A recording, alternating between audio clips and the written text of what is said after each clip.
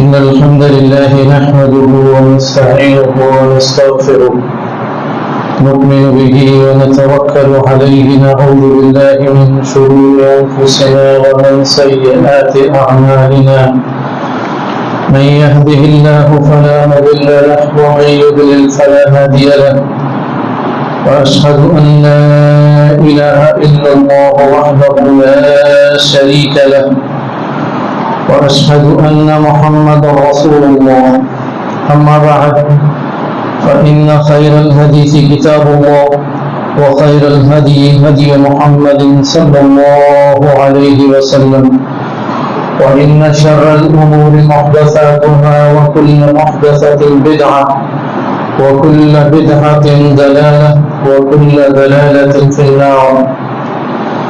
قال تعالى في كتابه الكريم: لقد كان لكم في رسول الله أسوة حسنة.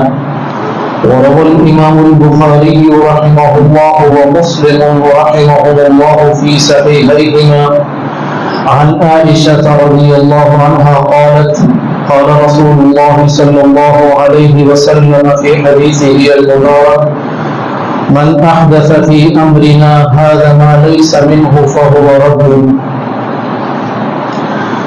تمام تر کبریائی بڑائی اچھے کلمات خالق کائنات کے لیے، رازق کائنات کے لیے، مالک کائنات کے لیے،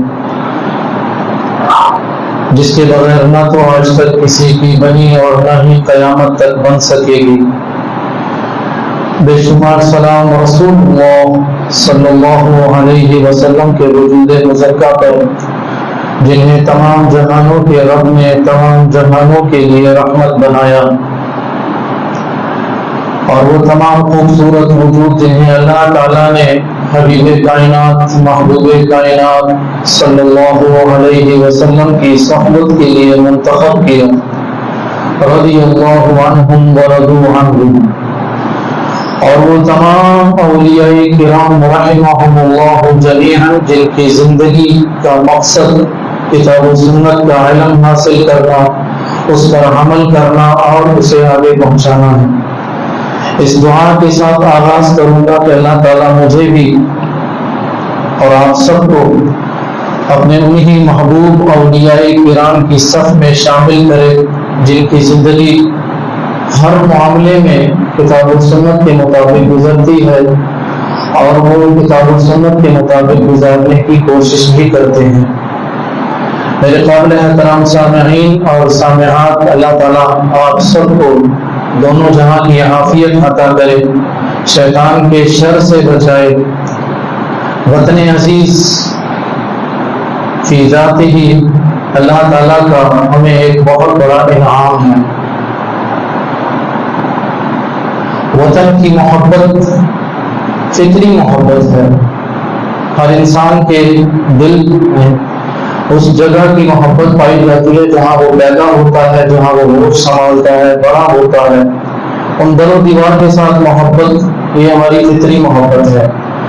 اسلام نے کہیں بھی ہماری کسی بھی فطری محبت میں کوئی ترزن یا کوئی رکاوٹ نہیں لگائی. ہم اپنے والدین سے محبت کرتے ہیں، اسلام نے ہمیں روکا نہیں. ہم اپنی اولاد سے محبت کرتے ہیں، اسلام نے ہمیں نہیں روکا. بہن بھائیوں سے محبت کرتے ہیں، نہیں روکا. دوست احباب سے محبت کرتے ہیں، نہیں روکا. ہم اپنے ادارے سے محبت کرتے ہیں، اسلام نے ہمیں نہیں روکا. مسجدوں سے محبت کرتے ہیں، نہیں روکا. فردر ایک شخص اپنی بیوی سے محبت کرتا ہے، نہیں روکا گیا. بیوی اپنے شوہر سے محبت کرتی ہے، نہیں روکا گیا. ایک مسلمان کسی دوسرے مسلمان کی تکلیف کو ایمان کی بنیاد پر محسوس کرتا ہے، یہ بھی محبت ہی ہے.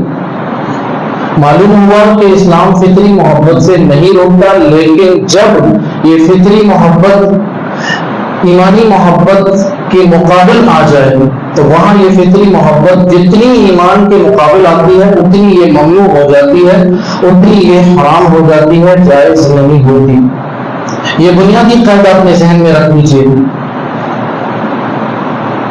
ہمارے بہت سارے احباب جو ہیں اس فطری محبت کو ایمانی محبت میں داخل کرنے کی کوشش کرتے ہیں کہ بدر کی محبت ایمانی محبت ہے.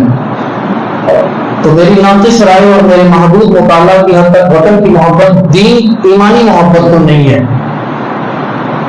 اس کو ایمان کے ساتھ ٹچ ضرور کیا جا سکتا ہے، لیکن وہ سر دست میرا موضوع نہیں. میں یہاں پر صرف یہ بات کرنا چاہتا ہوں کہ فطری محبت سے اسلام نے ہمیں نہیں روکا. اللہ کے نبی صلی اللہ علیہ وسلم مکہ کے ساتھ محبت کرتے تھے، اس لیے نہیں کہ وہاں بیت اللہ ہے، بلکہ اس لیے کہ مکہ آپ صلی اللہ علیہ وسلم کا جائے پیدائش تھا.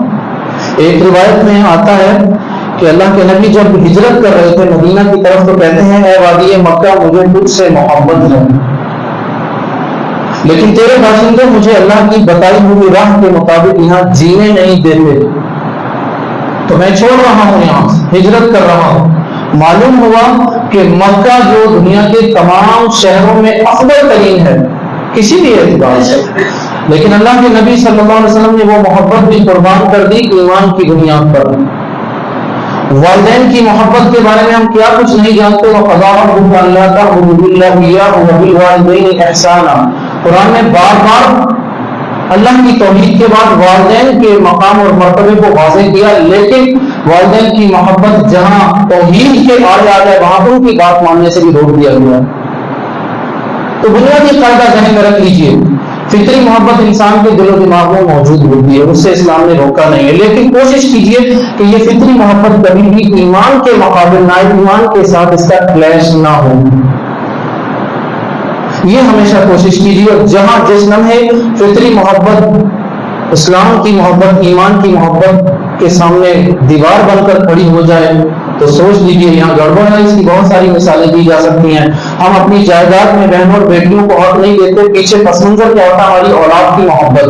تو اولاد کی محبت سے روکا نہیں ہمیں، لیکن اولاد کی محبت اگر ہمیں بہنوں اور بیٹیوں کا حق دینے سے روک رہی ہے تو اولاد کی یہ محبت میں یہ ایمانی محبت ایک ایمانی فریضے کے مقابل آ رہی ہے، یہ محبت جائز نہیں ہے. تو وطن کے ساتھ محبت کو بھی فطری محبت کے ساتھ رکھ کر اسی بنیاد پر ہم اس کو جائزہ لے سکتے ہیں. دوسری چیز میں آپ کو بتاؤں، وطن یہ لفظ قرآن مجید میں احادیث میں کہیں بھی اس مفہوم میں نہیں آیا جس مفہوم میں ہم لوگ استعمال کرتے ہیں، بلکہ وطن لفظ کے جتنے بھی مترادفات ہیں، قوم، ملت، امت، یہ تمام کے تمام الفاظ کہیں بھی اس مفہوم کے ساتھ نہیں ہے جس مفہوم میں ہم استعمال کر رہے ہیں. اسلام نے ہمیں کہیں بھی سرحدی حد بندیوں میں نہیں بانٹا ہے. کہیں یہ نہیں کہا کہ جغرافیائی حد بندیوں کے ساتھ آپ اپنی محبتوں اور نفرتوں کی بنیاد رکھیں. جو عقیدہ ولا اور برا ہے اس کی بنیاد وطنی محبت نہیں ہے، اس کی بنیاد جغرافیائی حد بندیاں نہیں ہیں، بلکہ اس کی بنیاد لا الہ الا اللہ محمد رسول اللہ ہے. اسی بنیاد پر ایک پاکستان کا رہنے والا مسلمان برما کے کسی مسلمان کی تکلیف پر تڑپتا ہے، شام کے مسلمان کی تکلیف پر تڑپتا ہے، سوڈان میں جو کچھ ہوا اس پر تڑپتا ہے. بنیاد کیا ہے؟ لا الہ الا اللہ محمد رسول اللہ. تو اس بات کو سمجھ لیجیے کہ آپ اپنی وطن کی محبت میں کہیں بھی لا الہ الا اللہ محمد رسول اللہ کو سامنے مت آنے دیجیے گا. یہ ہوگی پہلی بات. دوسری بات آ جاتی ہے کہ دن منانا. یہ 14 اگست جو ابھی آنے والا ہے ہمارے پاس، اس 14 اگست کے منانے کے حوالے سے ویسے تو آپ لوگ کبار علماء کی طرف رجوع کریں گے کہ وہ کیا کہتے ہیں. میں فتویٰ دینے کی پوزیشن میں نہیں ہوں، نہ میں فتویٰ دیتا ہوں، لیکن کچھ باتیں میں دلائل کی روشنی میں آپ لوگوں کے سامنے رکھنا چاہتا ہوں. سب سے پہلی بات یہ ذہن میں رکھ لیجیے کہ میرے قابل احترام سامعین، اسلام میں دین فی ذات ہی کہیں بھی مطلوب نہیں ہے. کسی بھی عبادت کا ہدف دن منانا نہیں ہے. کہیں بھی کسی بھی جگہ پر 25 انبیاء قرآن مجید میں بائی نیم موجود ہیں. کسی نبی کی پیدائش یا وفات کے حوالے سے کسی دن کو ہائی لائٹ نہیں کیا گیا. صحابہ کرام رضوان اللہ علیہم اجمعین کی پیدائش اور وفات وہ بھی ہمارے سامنے موجود ہے. ان کی شہادتوں کے دن ہمارے سامنے موجود ہیں. امہات المومنین ان کی پیدائش اور وفات کے دن ہمارے سامنے موجود ہیں. تاریخ اسلام میں اگر آدم علیہ السلام سے دیکھا جائے تو ابھی تک بڑے بڑے واقعات رونما ہوئے ہیں. میرا خیال ہے غزوہ بدر جس کو قرآن نے بھی یوم الفرقان کہا، فتح مکہ جس کو فتح مبین کہا گیا، فتح مبین کہا گیا، بڑے بڑے دن ہماری تاریخ میں گزرے ہیں، لیکن کہیں بھی کسی بھی دن کو اس انداز میں منانے کی تائید ہمیں قرآن مجید میں اور حدیث میں نہیں ملتی.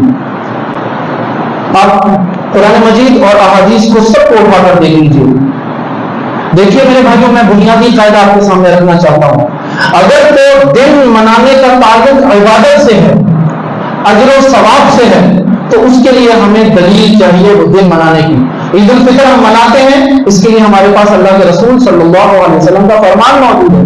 عید الاضحیٰ میں قربانی کرتے ہیں، اس دن کو سیلیبریٹ کرتے ہیں، اس کے لیے اللہ کے رسول صلی اللہ علیہ وسلم کا قول اور عمل دونوں ہمارے پاس موجود ہیں. لیلۃ القدر کی رات ہم تلاش کرتے ہیں، اس کے لیے اللہ کے رسول کی ترغیب اور موٹیویشن موجود ہے ہمارے لیے. عشرہ ذی الحجہ کے حوالے سے یہ 10 دن ہمارے لیے بڑے عظیم دن تھے. ہم نے ان 10 دنوں کو حوالے سے کوشش کی کیونکہ نصوص موجود ہیں، آیات اور احادیث موجود ہیں. تو جہاں جس دن کے پیچھے عبادت، اجر اور ثواب کا کنسپٹ آ جائے گا، وہاں میرے بھائیوں یہ بنیادی قاعدہ اپنے ذہن رکھ لیجیے کہ وہاں آپ دلیل مانگیے. 14 اگست اگر ہم منا رہے ہیں تو کیا یہ عبادت ہے ہماری؟ کیا اس کے منانے کے پیچھے ہمیں اجر اور ثواب کا عقیدہ ہے ہمارا؟ اگر تو اس کے پیچھے ہماری عبادت یا اجر و ثواب کا عقیدہ ہے تو پھر ہمیں دلیل چاہیے. اس لیے کہ پاکستان پہلا وطن نہیں ہے، بلکہ پاکستان سے بہت پہلے رسول اللہ صلی اللہ علیہ وسلم نے مدینہ طیبہ میں دنیا کی سب سے خوبصورت ترین ریاست کا سنگ بنیاد رکھا تھا. وہاں تو ہمیں ایسی کوئی چیز نظر نہیں آتی. جس تاریخ کو ریاست مدینہ کی تاسیس ہوئی، وہ دن اللہ کے نبی کی زندگی میں 13 مرتبہ آتا ہے. سیدنا ابوبکر صدیق کی زندگی میں آیا، سیدنا عمر فاروق کی زندگی میں آیا، سیدنا عثمان غنی کی خلافت میں آیا، سیدنا علی کی خلافت میں آیا. کبھی کسی نے وہ دن اس انداز میں نہیں سیلیبریٹ کیا. معلوم ہوا کہ وطن کا قیام، وطن کی تاسیس کے حوالے سے جو دن ہے، ان کا تعلق ایمانی محبت کے ساتھ نہیں ہے. اس پر اجر و ثواب کا معاملہ تو نہیں ہے، اس پر عبادت کی طلب نہیں ہے ہماری. اتنی بات تو کلیئر ہو جاتی ہے.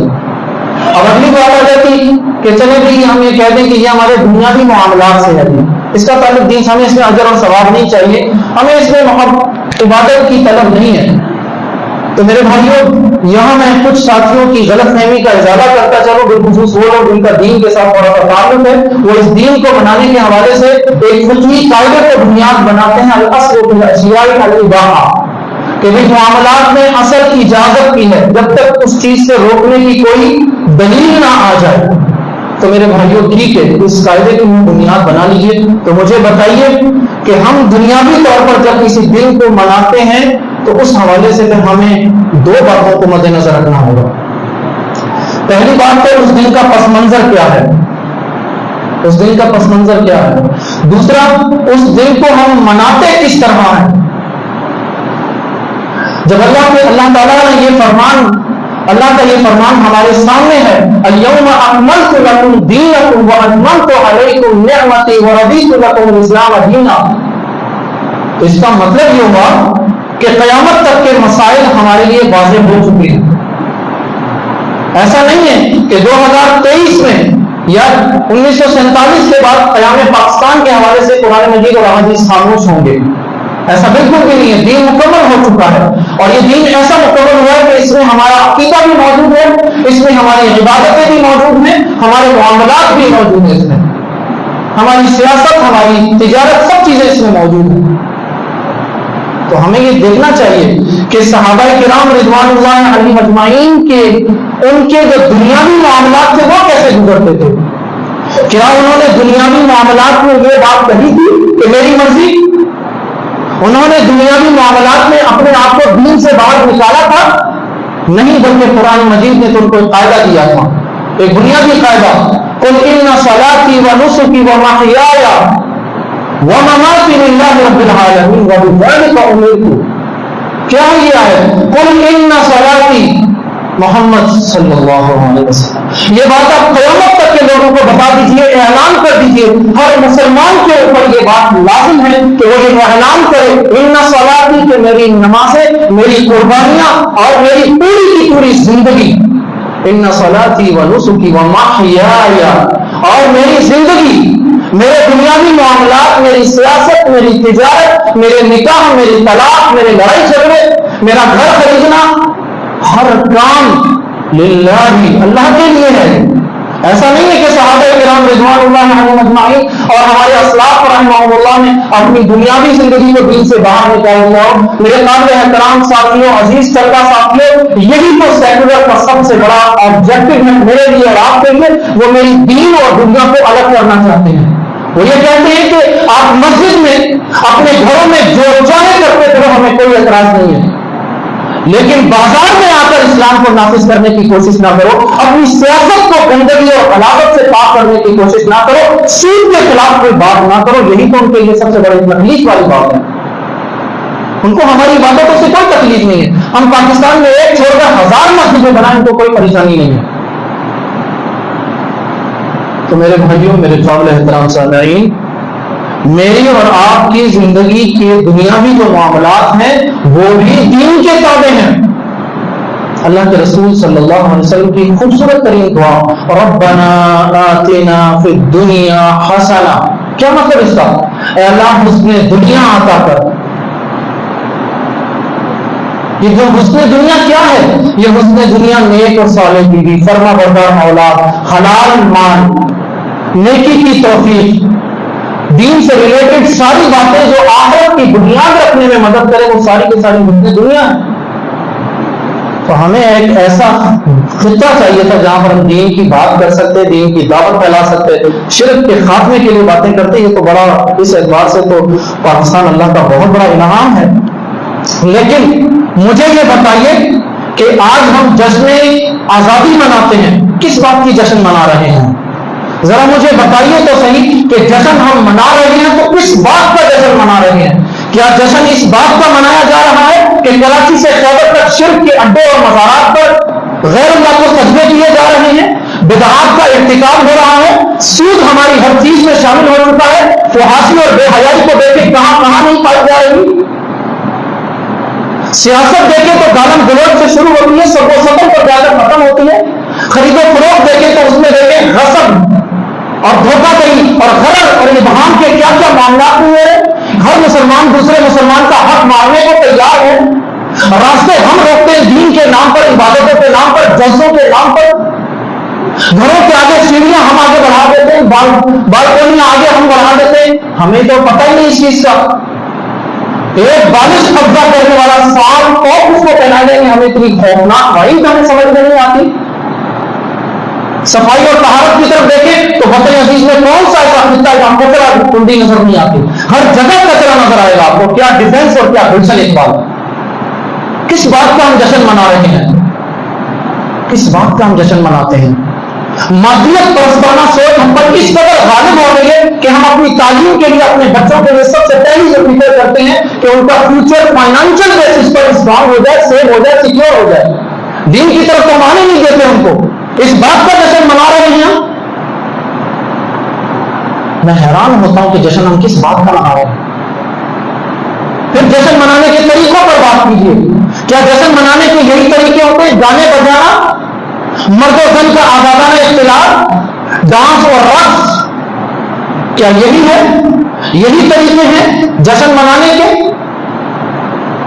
یہ خوشی ہے، قیام پاکستان کی خوشی ہر مسلمان کو ہے، مجھے بھی ہے، آپ کو بھی ہے. لیکن اس خوشی کو کس انداز میں منائیں میرے بھائیوں؟ اس انداز میں جس انداز میں بازاری جگہوں پر منایا جا رہا ہے. کس بات پر ہم جشن مناتے ہیں؟ کیا یا مظاہر ہیں ہمارے پاس؟ حکومتی اداروں پر عوام کا اعتماد نہیں ہے، عدالتوں پر عوام کا اعتماد نہیں ہے، شکوے شکایت ہر طرف نظر آتے ہیں، مہنگائی سے پسے ہوئے ہیں لوگ، اس کے باوجود ٹیکسز کی بھرمار ہے، اس کے باوجود ہم جشن منا رہے ہیں.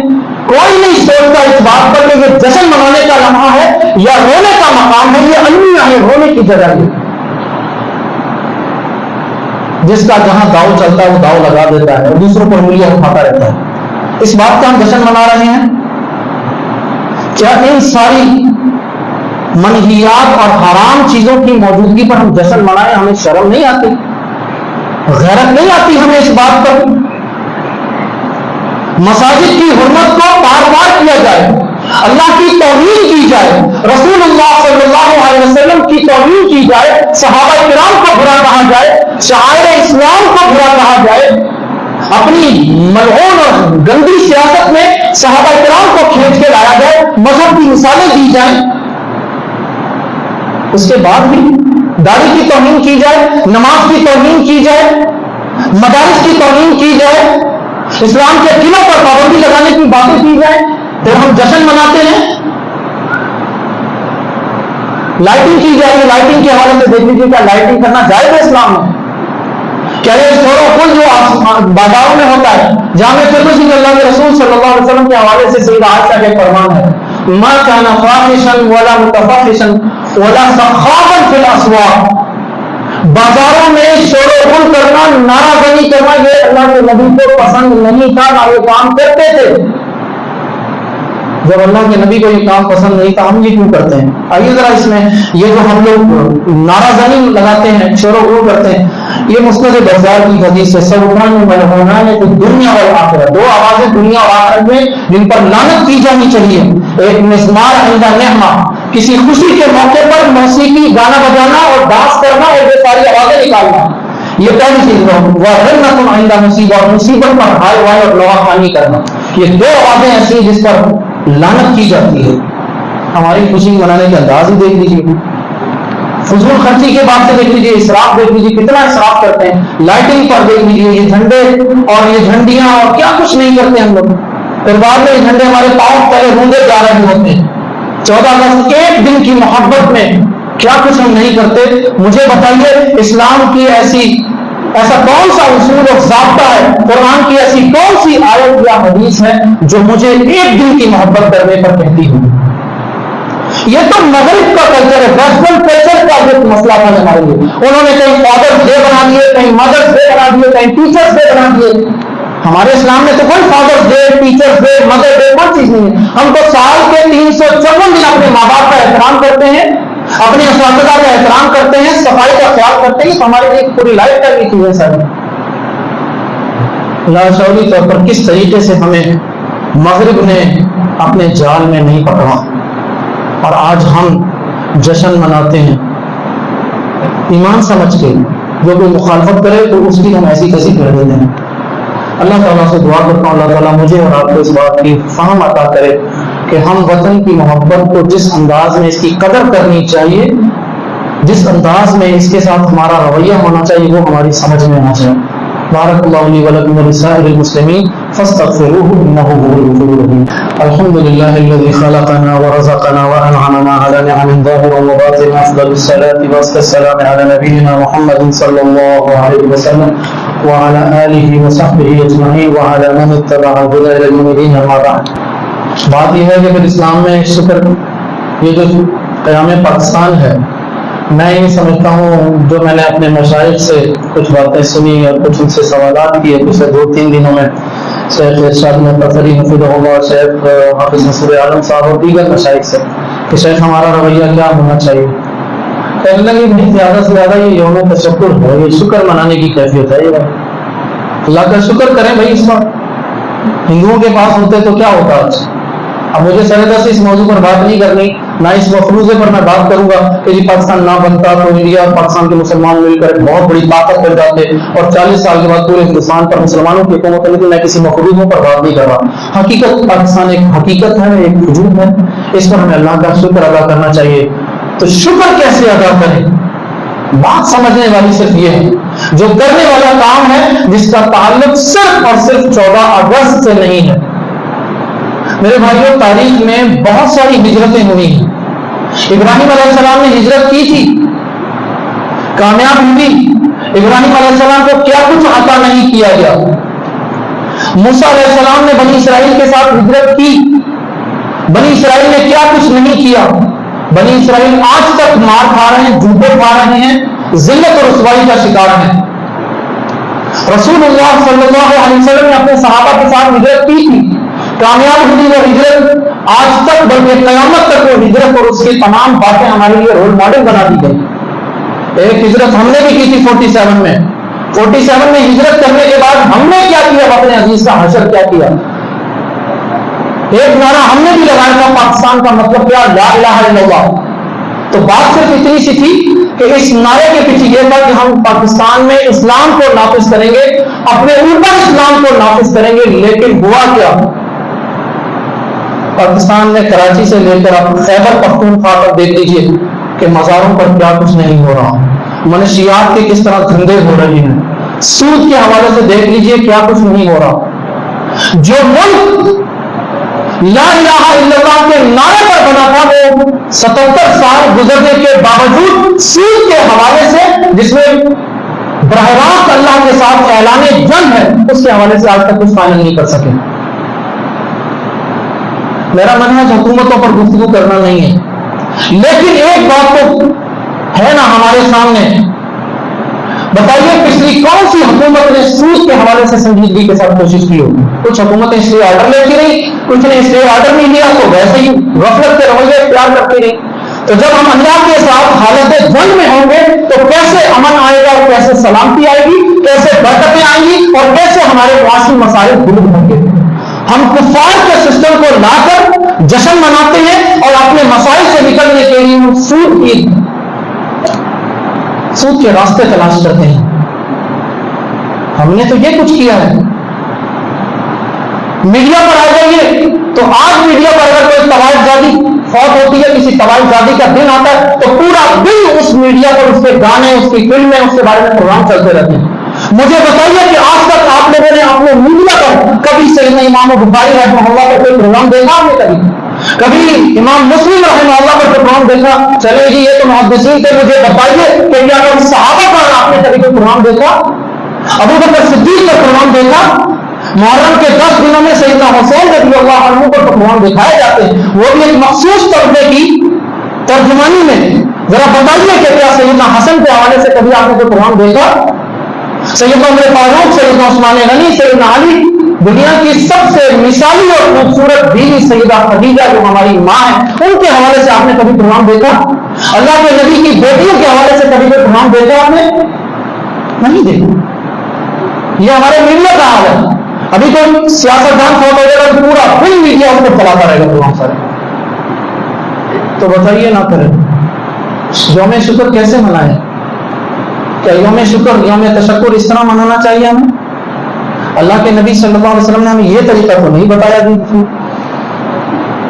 گانے بجاؤ, باجے بجاؤ, شور و غل کرو, قومی ترانے کے لیے ہاتھ باندھ کر کھڑے ہو جاؤ اپنی جگہ سے, ٹھیک ہے, یہ سارے کام کرتے رہو. اس دن پیغام شیئر کرتے رہو, 14 اگست کی مناسبت سے سوشل میڈیا بھر دو. اس کے بعد کون پاکستان میں کیا اور تو کیا سب برابر ہو جاتا سب کچھ. میرے قابل احترام سامعین, آخری بات سنا کر گفتگو ختم کرنا چاہوں گا. اگر میں چاہتا ہوں اس ہجرت کی قدر کرنا, امن اور سلامتی چاہتا ہوں, اپنے معاشی مسائل کا حل چاہتا ہوں, اپنے گھروں میں سکون اور برکت چاہتا ہوں, تو اس کے لیے مجھے صحابہ کرام رضوان اللہ علیہم اجمعین کی طرف لوٹنا ہوگا. رسول اللہ صلی اللہ علیہ وسلم کی سنت اور اسوہ کو فالو کرنا ہوگا. لقد کان لکم فی رسول اللہ اسوہ حسنہ. ہمیں تو پھر اس طرف لوٹنا ہوگا. ذرا دیکھیں ہجرت سے پہلے مدینے کا کیا حال تھا, ہجرت کے بعد بتائیے مدینے میں کہیں ایک جگہ ظلم اور زیادتی والے معاملات ہوتے ہیں؟ ذرا بتائیے مجھے, کہیں ایک جگہ نہ شرک تھا, نہ بدعات تھی, نہ خرافات تھی, نہ زیادتی تھی. شادی نکاح ہوتے تھے اتنے سادگی کے ساتھ ہوتے تھے, حیران کو عبد الرحمان بن عوف شادی کر کے آتے ہیں, اللہ کے نبی نے ان کے کپڑوں پر کچھ رنگ دیکھا, کہا عبد الرحمان یہ کیا؟ کہا اللہ کے نبی نکاح کر لیا. آپ صلی اللہ علیہ وسلم نے یہ شکوہ نہیں کیا عبد الرحمان مجھے نہیں بلایا تم نے, کوئی شکوہ نہیں. کہا عبد الرحمان ولیمہ کیا یا نہیں کیا؟ کہا ولیمہ کرو, او بلو بشا, ایک بکری کا سے لیکن ولیمہ ضرور کرو. کتنی سادگی کے ساتھ شادی ہوئی کہ کائنات کا سب سے خوبصورت ترین وجود اسے پتہ نہیں چلا اور انہوں نے نکاح کر کے آرام سے کام کر لیا. آج ہماری شادی بیاہ کو دیکھ لیجیے, گانے بجانے, قرآن کے سائے میں رخصتیاں ہوتی ہیں اور اس کے بعد گانے بجانے انڈین گانے چل رہے ہوتے ہیں. قرآن کی توہین سے تو ہم لوگ باز نہیں آتے. تو میرے بھائیوں, اگر یہ چاہتے ہیں خدا را, اگر اس وطن کی قدر کرنا چاہتے ہیں, اس انعام کا, تو اس نعمت کا حق پہچانیے. یقین کر لیجیے جس نعمت کے ہم حق ادا نہیں کرتے, یہ قانون فطرت ہے, کتاب و سنت کا قانون ہے کہ وہ نعمت چھین جاتی ہے.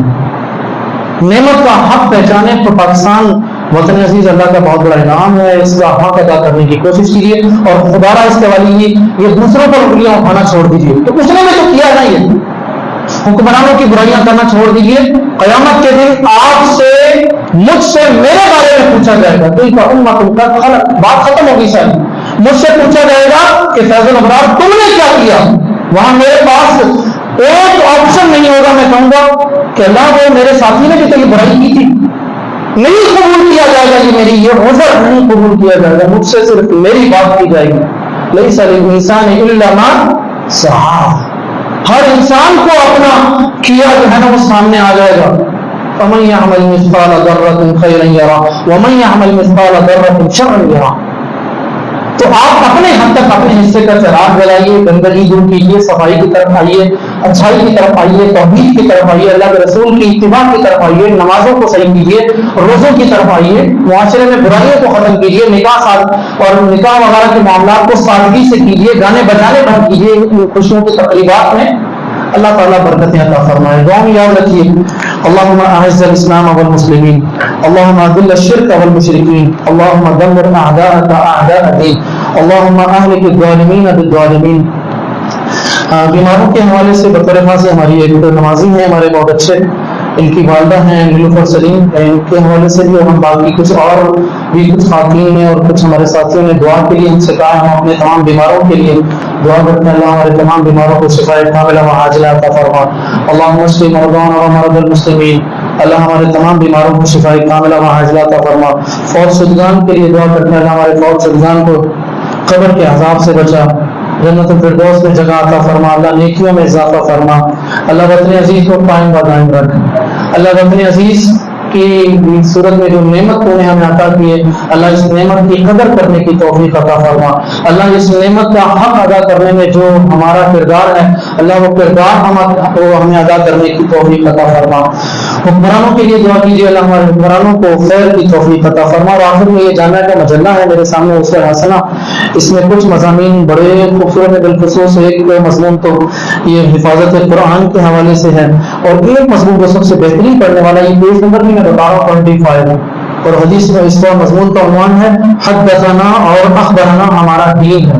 یہ پڑھیے، یہ بہت زبردست مضمون ہے، میں نے یہاں بیٹھے بیٹھے بھی اس پر نظر ڈالی، کچھ چیزیں میرے سامنے آئیں، تو اس مجلے کو جامع کے دونوں دروازوں پر ہی آپ کو مجلہ مل جائے گا، اس کو لیجیے، آگے تقسیم کیجیے، اللہ تعالیٰ ہمارا حامی و ناصر ہو۔